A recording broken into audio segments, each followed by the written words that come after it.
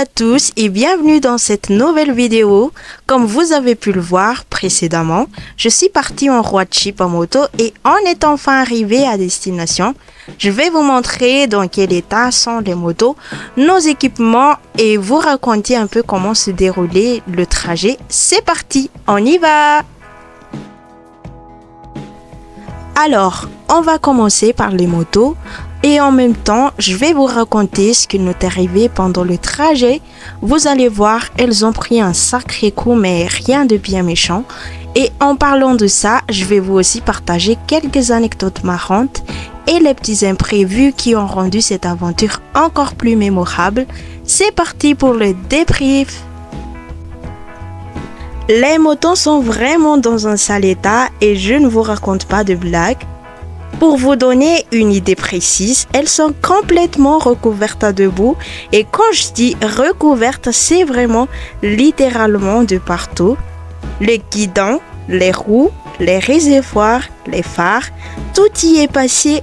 On dirait qu'elles ont fait un concours debout et qu'elles ont gagné haut la main. Bref, elles ont vu de toutes les couleurs et ça raconte à elles seule une partie de notre aventure. Vous allez comprendre pourquoi en découvrant la suite. Mais avant ça, je vais vous montrer l'état de nos vêtements d'hier. Vous voyez où je veux en venir? Vous sentez la galère arriver? C'est vraiment pas facile pour nous et c'est une sacrée aventure. Malheureusement, on n'avait pas de caméra waterproof.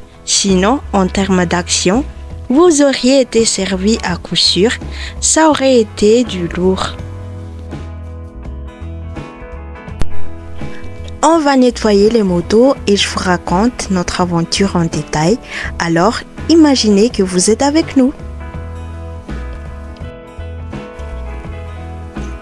On est parti de Tana vers 11h du matin et au début, tout s'est bien passé.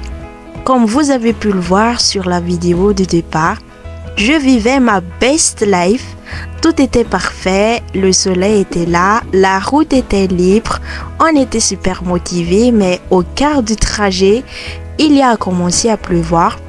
Au début, c'était juste quelques petites gouttes, alors on s'est dit que c'était un changement de temps passager et que ça allait s'arrêter rapidement. On a même rigolé en se disant que ça nous rafraîchissait un peu, mais non, ça s'est transformé en véritable déluge, enfin une forte pluie quoi. Jusque-là, on se disait que c'était encore gérable, même si c'était pas l'idéal. Le problème, c'est qu'on était sur l'autoroute, donc impossible de s'arrêter.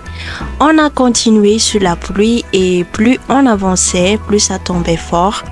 Bon, c'était mon choix de faire ce trajet alors, même si je claquais des dents et que j'étais gelée, je n'ai rien dit et j'ai fait comme si tout allait bien. Mais avouez que c'était un peu hardcore, le vent de la moto à 160 à 170 km/h, la pluie qui cinglait et moi trempée jusqu'aux os. Vous voyez le tableau? Et ce n'était pas qu'une question de froid ou d'inconfort. La visibilité était réduite, la route devenait glissante et il fallait rester hyper concentré pour ne pas faire de faux mouvements. Bref, c'était une vraie épreuve, mais en même temps, c'est ce qui rend l'aventure encore plus mémorable. Vous ne trouvez pas? C'était que la première partie du voyage et j'ai tenu bon en me disant que la maison ne devait plus être très loin vu qu'on approchait de la ville de destination. Arrivé à Faratsur, mon cousin et son pote ont remis de l'essence. Rien d'étrange à première vue, je me suis dit qu'ils préparaient juste le retour. Du coup, je ne me suis pas inquiétée plus que ça. Mais avec la pluie qui ne cessait pas et mon état physique qui commençait à se dégrader, mon cousin m'a proposé de rentrer à Tana en taxi brousse. Il voyait bien que je souffrais un peu du froid et de la fatigue, sauf que persuadé qu'on était proche de la destination, j'ai refusé en disant que je tenais le coup. Franchement, c'était la seule chose que je me répétais pour ne pas abandonner. Je me disais, on a déjà fait tout ce chemin, ce serait bête de s'arrêter maintenant. Pourtant, si j'avais su ce qui nous attend par la suite, je crois bien que j'aurais accepté son offre sans hésiter.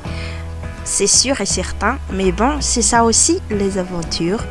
On prend des décisions sur le moment sans savoir ce qui nous attend au prochain virage et parfois on se dit après coup qu'on aurait peut-être dû faire autrement, mais c'est aussi ce qui rend les souvenirs si intenses, alors on continue. Alors, on a continué, j'étais persuadée que dans quelques kilomètres, disons 5 ou 10 maximum, on allait trouver la bifurcation pour la route secondaire. Une fois sur cette route, il ne resterait plus que 12 km à faire et on serait enfin arrivé. C'était ma pensée pour me motiver à tenir le coup. Je me répétais ça dans ma tête pour ne pas me laisser décourager par la pluie, le froid et la fatigue. Je m'imaginais déjà à l'arrivée aux secondes en train de me réchauffer avec une bonne boisson chaude. Cette idée me donnait la force de serrer les dents et de continuer, même si au fond je commençais à douter un peu. Mais bon, dans ces moments-là, on se raccroche à ce qu'on peut, vous voyez. Et pour moi, c'était cette certitude que la bifurcation était proche et que le pire serait bientôt derrière nous.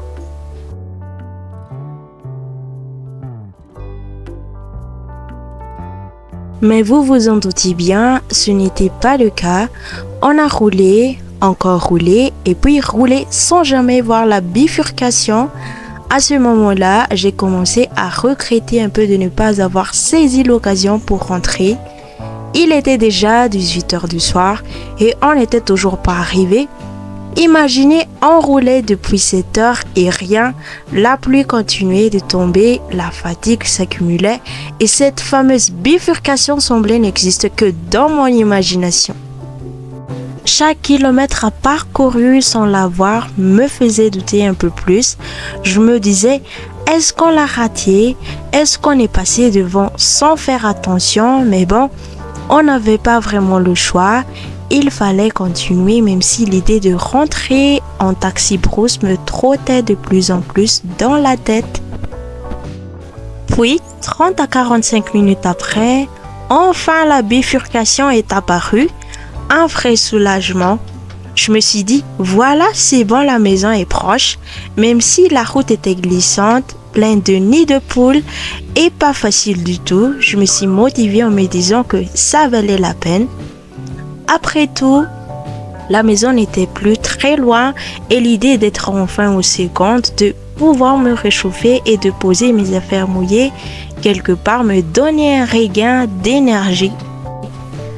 C'était un mélange de soulagement et de détermination.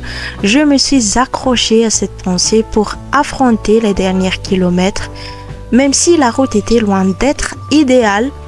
Après tout, c'est souvent dans ces moments-là qu'on se rend compte qu'on est plus fort qu'on ne le pense. À peine entrée sur la route secondaire, je me suis dit que ça allait pas être du gâteau.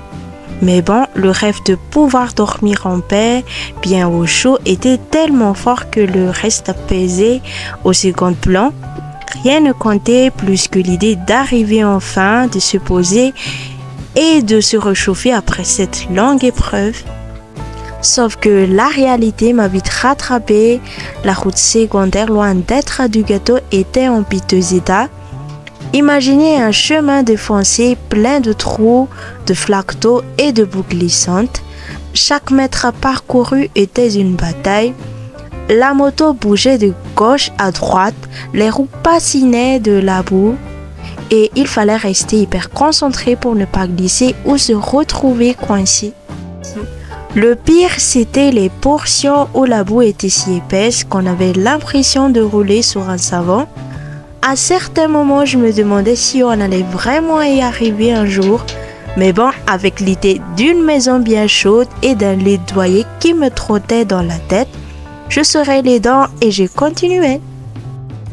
Et puis, il y avait ces fameuses plaques d'eau qui semblaient sans fond. On avançait prudemment en espérant ne pas tomber sur un nid de poule caché sous l'eau. À chaque fois qu'on traversait une, je retenais mon souffle, priant pour que la moto ne cale pas ou pire, qu'on ne termine pas dans le fossé. Mais ce n'est pas tout. La route était aussi bordée de branches basses et de buissons qui nous fouettaient au passage. Les feuilles mouillées nous giclaient de l'eau au visage et chaque virage, il fallait anticiper les dérapages. La pluie qui n'avait jamais vraiment cessé rendait l'ensemble encore plus difficile. À un moment donné, on a même dû s'arrêter pour vérifier si on était toujours sur le bon chemin. On se demandait si on n'avait pas pris une mauvaise direction, tellement la route semblait abandonnée et impraticable. Mais après quelques minutes d'hésitation, on a décidé de continuer en se disant qu'on ne pouvait pas faire demi-tour maintenant. Et puis, il y avait cette fatigue qui commence à se faire sentir après des heures de route sous la pluie et dans des conditions aussi difficiles. Mes muscles criaient presque grâce, mes mains étaient engourdies par le froid et mes vêtements trempés coulaient à ma peau. Mais je me répétais sans cesse, plus que quelques kilomètres et ce sera terminé. Bref, cette route secondaire que j'imaginais comme une simple formalité s'est transformée en un vrai parcours du combattant. Mais au fond, c'est aussi ça qui rend l'aventure encore plus mémorable. Ce moment où tout semble contre vous, mais où vous continuez malgré tout, poussé par l'espoir d'un peu de réconfort au bout du chemin. Il y a cette fierté qui naît après avoir surmonté de telles épreuves. On se dit qu'on a tenu bon, qu'on a fait face à l'adversité et que ça nous rend encore plus forts. Alors, même si c'est sur le moment, c'était dur, je ne regrette rien parce que c'est dans ces moments-là qu'on se découvre vraiment et qu'on réalise qu'on est capable de bien plus que ce qu'on imagine. Enfin, après toutes ces épreuves, on est arrivé à la maison vers minuit et demi. Oui, vous avez bien entendu, minuit et demi. On avait roulé pendant plus de 12 heures sous une pluie qui n'avait jamais cessé, pas une seule fois. Une pluie tenace qui nous avait accompagnés depuis des heures, comme si elle voulait nous tester jusqu'au bout. Quand on a enfin posé pied à terre, c'était un mélange de soulagement, de fatigue et de fierté. On était trempés jusqu'aux os, couverts de boue et épuisés, mais on y était enfin. La maison nous attendait bien chaud et l'idée de pouvoir enfin se changer, se sécher et s'allonger était presque trop belle pour être vrai.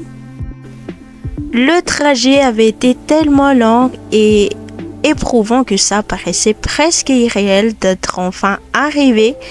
On avait l'impression d'avoir traversé une épreuve digne d'un film d'aventure, mais là, c'était bien réel. Et même si c'était dur, même si on avait douté à plusieurs reprises, on l'avait fait. En repensant à tout ça, je me dis que c'est dans les moments-là qu'on réalise à quel point on est résilient parce que malgré la pluie, la boue, la fatigue et les doutes, on a tenu bon et ça c'est une victoire en soi. Alors oui, c'était long, oui, c'était difficile, mais au final, ça fait partie des souvenirs qui restent gravés parce que ce sont ces aventures avec leurs sauts et leurs bas qui nous rendent plus forts et qui nous donnent des histoires à raconter. Et ça, c'est précieux.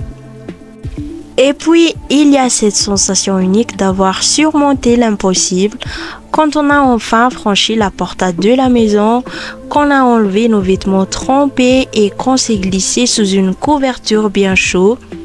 Tout le stress et la fatigue semblaient s'évaporer. On se sentait presque invincible, comme si on avait affronté une tempête et qu'on en était sorti vainqueur. C'est ça la magie des aventures, même si sur le moment c'est dur, même si on se demande pourquoi on s'est lancé dedans. Au final, ce sont ces expériences qui nous marquent le plus. Elles nous rappellent qu'on est capable de bien plus qu'on imagine et qu'avec un peu de courage et de détermination, on peut surmonter à peu près tout.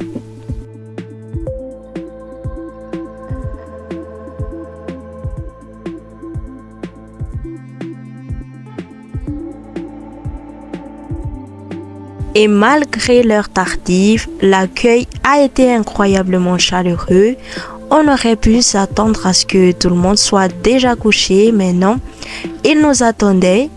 Dès qu'on est entré, on a été accueillis avec des sourires, des « vous êtes enfin là » et des « vous avez dû en avoir toutes les couleurs ». Même à minuit et demi, il y avait une ambiance conviviale et réconfortante. Ils avaient tout préparé pour nous, des serviettes propres pour qu'on puisse se sécher, des vêtements secs pour qu'on se change et même des chaussons pour qu'on se sente comme à la maison. On se serait cru dans un hôtel 5 étoiles, sauf que c'était encore mieux parce que c'était fait avec le cœur. On nous a tout de suite proposé de nous réchauffer avec des boissons chaudes, du thé, du café et même une soupe maison qui sentait bon la campagne. Et surtout, on nous a préparé un bon repas après toutes ces heures sur la route, sous la pluie et dans le froid, c'était un vrai luxe. On a mangé comme des rois, même si c'était simple. C'était exactement ce dont on avait besoin. Des plats réconfortants faits maison qui nous ont redonné des forces et réchauffé le corps et le cœur. Et puis, il y a eu le moment tant attendu, dormir. Après avoir enlevé nos vêtements trempés et bouilleux, on s'est glissé dans des lits bien secs et bien chauds. C'était le paradis après l'enfer qu'on venait de traverser, même si c'était à la campagne avec des conditions un peu rudimentaires. On avait tout ce qu'il nous fallait, un toit, de la chaleur, un peu de réconfort. On s'attendait pas au pire, vu l'heure et l'état dans lequel on était arrivé, mais finalement tout s'est merveilleusement bien passé. C'était peut-être pas le grand luxe, mais c'était déjà énorme. Et dans ces moments-là, on réalise à quel point les petites choses comptent. Un repas chaud, un lit nettoyé et surtout la chaleur humaine de ceux qui vous accueillent. Bref, malgré les épreuves de la journée, cette fin de soirée nous a rappelé que parfois, c'est dans les situations les plus difficiles qu'on apprécie le plus les petits bonheurs simples. Et ça, c'est une leçon qui restera gravée longtemps dans ma mémoire. Il y a cette gratitude immense envers ceux qui nous ont accueillis. Ils auraient pu nous laisser nous débrouiller, mais non. Ils ont tout fait pour qu'on se sente bien, comme si on faisait partie de la famille. C'est ça la vraie magie de la campagne, cette générosité, cette simplicité et cette capacité à vous faire sentir chez vous, même au milieu de la nuit. Alors oui, ce voyage a été éprouvant, mais il a aussi été rempli de belles surprises et au final, c'est ça qui compte, les épreuves qu'on surmonte, les gens qu'on rencontre et le souvenir qu'on garde. Parce que c'est dans ces moments-là qu'on se rend compte que même dans les situations les plus difficiles, il y a toujours une lumière au bout du tunnel. Et parfois, cette lumière, c'est juste une soupe chaude, un lait nettoyé et un sourire bienveillant.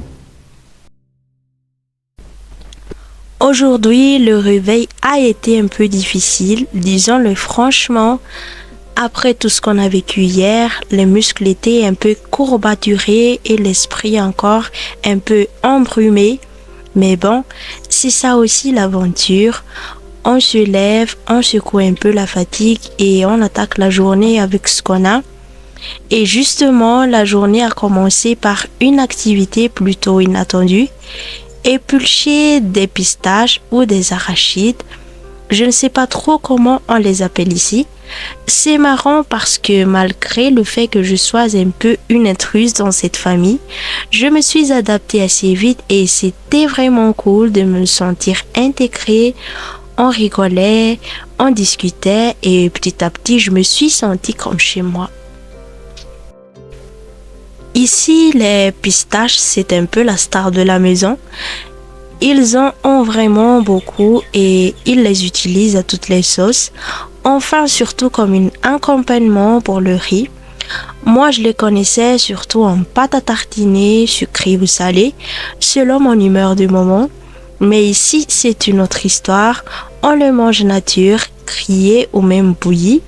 C'est une découverte pour moi et c'est plutôt sympa de voir comment les mêmes ingrédients peuvent être utilisés de façon si différente selon les endroits et les cultures.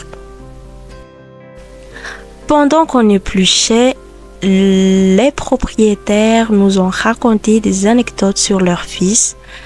Apparemment, quand il y avait 4 ans, il a eu la brillante idée de mettre une pistache dans son nez et elle y est restée coincée pendant plusieurs jours.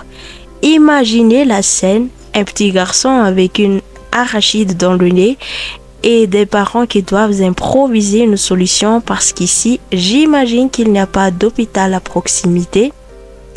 J'ai pas osé de demander comment ils ont fait pour retirer, mais ça m'a vraiment intriguée. Du coup, si vous avez une idée de la technique qu'ils ont pu utiliser, n'hésitez pas à laisser un commentaire parce que moi, je sèche complètement. Bref, c'était une matinée simple mais pleine de découvertes et de rires. C'est ça aussi la vie à la campagne. Des moments simples, des histoires qui font sourire et une adaptation constante à un rythme de vie différent.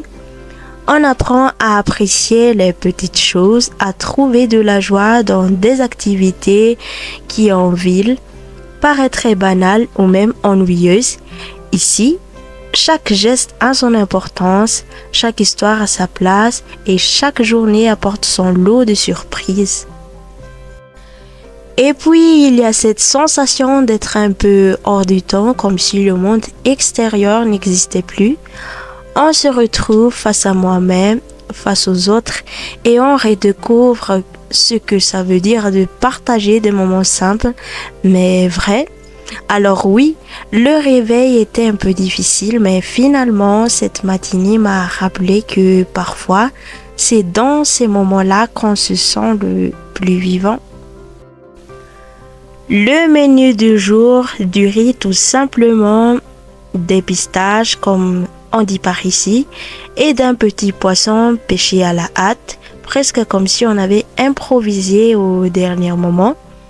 Alors, entre les pistaches et le poisson, j'ai choisi de ce dernier pour accompagner mon riz.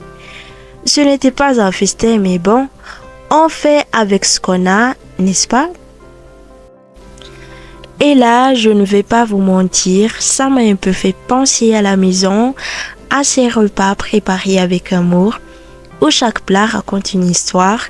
Mais bon, c'est la vie et comme on dit si bien, soyez responsables de vos actes. Alors je prends sur moi, j'assume mes choix et je me dis que même si ce n'est pas toujours facile, c'est aussi ça l'aventure.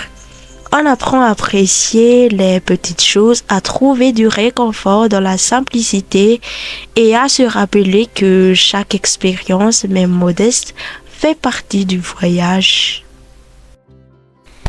Et puis après tout, qui sait, peut-être que ce repas tout simple partagé dans ce cadre campagnard deviendra un souvenir dont on rigolera plus tard. Une anecdote à raconter autour d'une table bien garnie. En attendant, on savoure ce qu'on a et on garde le sourire parce que c'est aussi ça la vie, faire avec ce qu'on a et en attirer le meilleur. En conclusion, ce voyage a été une véritable épreuve de koh Lanta, ou presque, une aventure qui nous a testés physiquement et mentalement, mais qui nous a aussi appris énormément sur nous-mêmes. Entre la pluie incessante, les routes défoncées, la boue et la fatigue, on a vécu des moments vraiment intenses, mais c'est aussi ça qui rend ces expériences si précieuses. Elles nous poussent à nos limites et nous montrent qu'on est capable de bien plus qu'on imagine. Ce trajet, c'était bien plus qu'un simple voyage à moto. C'était une simple leçon de patience, de persévérance et d'humilité. On a appris à apprécier les petites choses, un coin de route sec pour faire une pause, une boisson chaude après des heures sous la pluie, ou simplement un sourire réconfortant quand tout semblait perdu. Ces moments, aussi simples soient-ils, prennent une toute autre dimension quand on est en pleine tempête, littéralement et figurativement. Un jour, quand on aura des caméras waterproof, on retournera sur cette route et on filmera l'intégralité du voyage. Comme ça, vous pourriez voir de vos propres yeux les difficultés qu'on a rencontrées et vivre un peu de cette aventure avec nous. Parce que parfois, les mots ne suffisent pas à décrire ce qu'on a vécu et il faut des images pour vraiment comprendre. Imaginez voir la boue qui gicle sous les roues, la pluie qui cingle le visage et les regards déterminés malgré la fatigue. Ce serait une façon de partager avec vous toute l'intensité de cette expérience.